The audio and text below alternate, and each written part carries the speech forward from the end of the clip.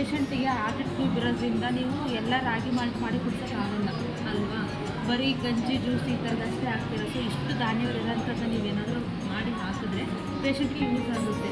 At least ನೀವು ದುಡ್ಡು ಕೊಟ್ಟು ತಗೊಳಕ್ಕಾಗಿಲ್ಲ ಅಂದರೆ ಇನ್ ಕೇಸು ನೀವು ನೋಡಿಕೊಂಡ್ರೆ ಮನೇಲೇ ಆಗಿಬಿಟ್ರೆ ಇದನ್ನು ಮಾಡಿ ಕೊಡ್ಬೋದು ಎಲ್ಲ ಥರದ ಧಾನ್ಯಗಳು, ಆಯಿತಾ.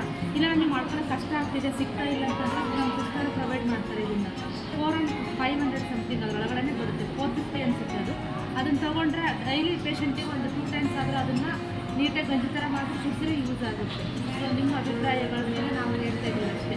ಇಲ್ಲ ಸಿಸ್ಟರ್ ನಾವು ತೊಗೊಳಕ್ಕಾಗಲ್ಲ, ನಮಗೆ ಬೇಡವೇ ಬೇಡ, ನಾವು ಮಾಡ್ಕೊಳ್ತೀವಿ ಅಂದರೆ ಅದು ನಿಮ್ಮ ಇದು ಅರ್ಥ ಆಯ್ತು. ನಮ್ಮ ಮಾಡ್ಕೊಂಡ್ರೆ ತುಂಬ ಬೆನಿಫಿಟ್ ಇದೆ ನೋಡಿ, ಆಯಿತಾ. ಸುಮಾರು ವಿಡಿಯೋಗಳು ಮಾಡಿ ಹಾಕಿದ್ದಾರೆ, ಇವರೇ ಮನೇಲಿ ತಯಾರು ಮಾಡೋಂಥದ್ದು, ಆಯಿತಾ. ಕಣ್ಣು ಮುಂದೆ ಮಾಡ್ತಾರೆ. ಈ ಥರದ್ದೆಲ್ಲ ಮನೇಲಿ ಮಾಡಿ ಕುಡಿಸಿದ್ರೆ ಪೇಷಂಟಿಗೆ ತುಂಬ ಯೂಸ್ ಆಗುತ್ತೆ.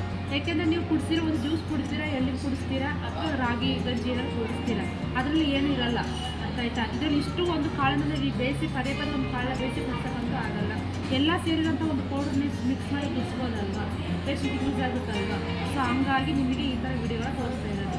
ಸೊ ನೀವು ತೊಗೊಳಕ್ಕೆ ಆಗಲ್ಲ ಅಂದರೆ ಇದನ್ನು ಅಟ್ಲೀಸ್ಟ್ ಮಾಡಿ ಕುಡಿಸಿ ಮನೇಲಿ. ಪೇಷಂಟಿಗೆ ಎಲ್ಲ ಥರದ್ದು ವಿಟಮಿನ್ಸ್ ಎಲ್ಲದೂ ಸಿಗುತ್ತೆ, ಪ್ರೋಟೀನ್ ಸಿಗುತ್ತೆ ಅಲ್ವಾ.